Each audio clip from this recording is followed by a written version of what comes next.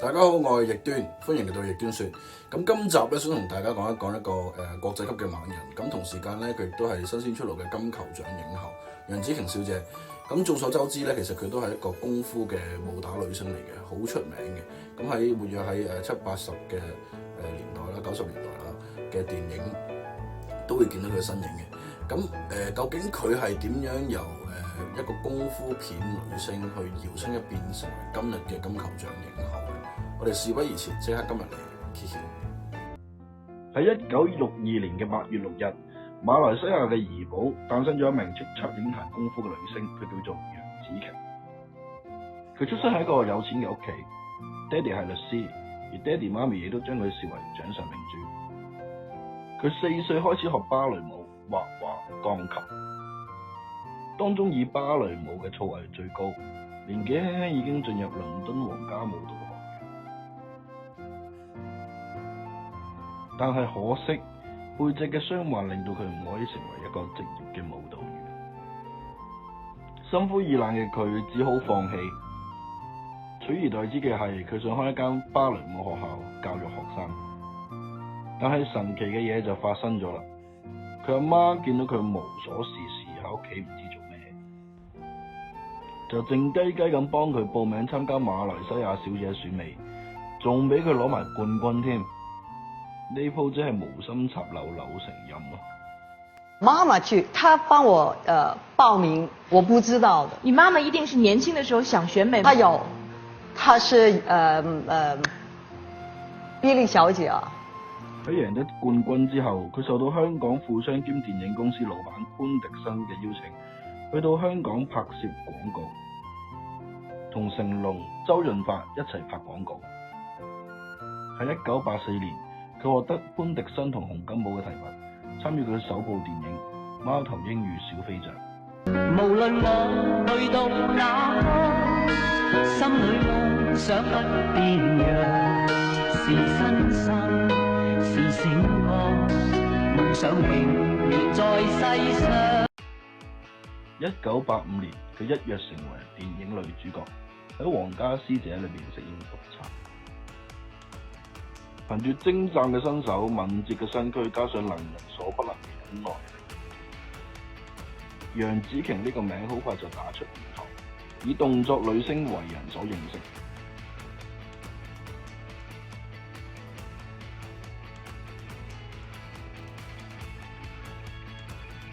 不過喺1988年，正當佢開始薄有名氣嘅時候，佢選擇咗愛情，同富商潘迪生結婚。但兩個人嘅婚姻僅僅維持咗4年，就決定咗離婚。坊間有傳言話係因為生育嘅問題，所以決定離婚。學住我啊！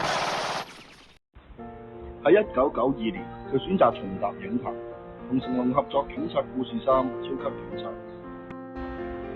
隨即電影上映之後，楊紫瓊立即成為亞洲知名度同埋片酬最高嘅女演員。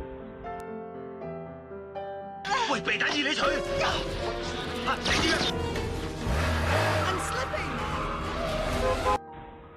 到咗1997年，佢更加受007嘅電影邀請，參演《新鐵金剛之明日帝國》。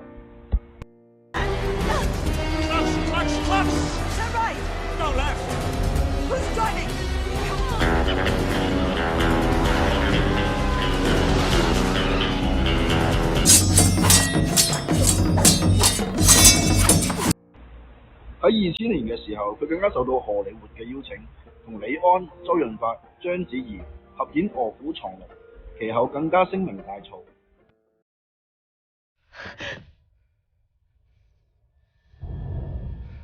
住手！赔有這筆錢。哼，又來個教訓人的，看見。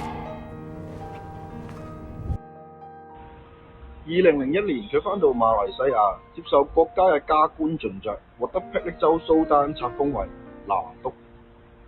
Sejak tahun 1992 hingga kini menjadi aktris filem antarabangsa dan antara filem yang pernah dibintangi adalah Police Story 3, The Lady, The Mummy, James Bond dan juga Tai Chi Master dan 其後多年，佢亦被獲頒多個獎項，包括馬來西亞傑出青年，獲得法國總統2次親自頒授法國榮譽軍團勳章及多個與電影有關嘅獎項。可見楊紫瓊呢個名唔單單只係女演員咁簡單，能夠喺多個不同領域取得成就，可見楊紫瓊嘅地位實力絕對超然。In this new TV series, and we thought it would be very. 喺近年，楊紫瓊亦都積極參與多部電影嘅拍攝，當中亦有港產片嘅製作，包括2018年《葉問外傳》張天志。有一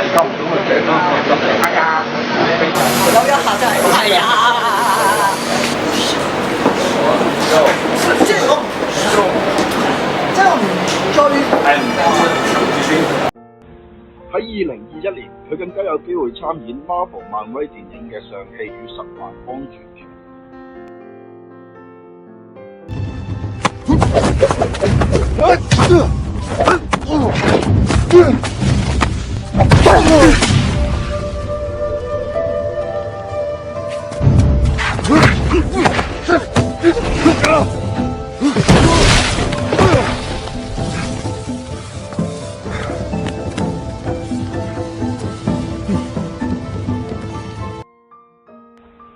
喺2022年，佢參演荷里活電影《奇異女俠挽救宇宙》，取得大獲好評。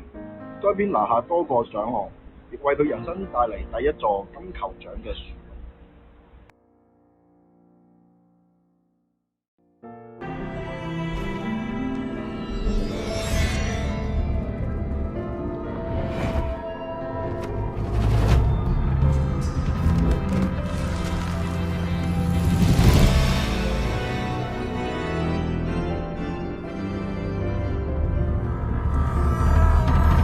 Me, I mean, I've been in the business for 40 years, and finally, I get to be number one on the call sheet.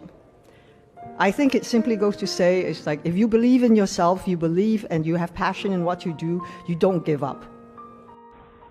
喺攞到獎之後，佢喺記者會上發表感言。佢話：我已經喺呢個行業40年，今次我個名終於能夠得到大家嘅認同。我想講，如果你相信自己，而且有一股熱誠對於你正在做緊嘅事情，請你唔好放棄。而呢句説話亦都係逆端一直以嚟嘅座右銘，共勉之大家。今日分享到呢度，多謝收睇。